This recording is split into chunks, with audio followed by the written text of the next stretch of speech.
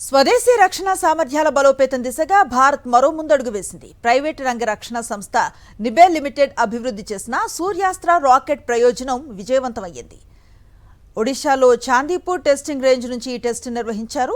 150 నుంచి 300 కిలోమీటర్ల దూరంలో లక్ష్యాలపై దాడి చేయగల 2 రకాల సూర్యాస్త్ర రాకెట్ వేరియంట్స్ ను నిబెల్ లిమిటెడ్ పరీక్షించింది.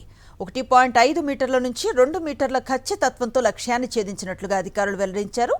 దీనిని కొనుగోలు చేయడానికి భారత సైన్యం ముందుకొచ్చినట్లుగా తెలుస్తోంది.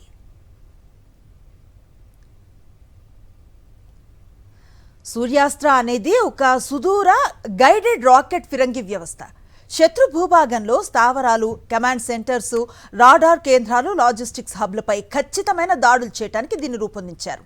సంప్రదాయ ఫిరంగి గుండ్లలా కాకుండా ఈ డీప్ స్ట్రైక్ గైడెడ్ రాకెట్లు అధునాతన నావిగేషన్ నియంత్రణ వ్యవస్థల సాయంతో సుదూర ప్రాంతాల్లో లక్ష్యాలను ఖచ్చితత్వంతో ఛేదిస్తాయి.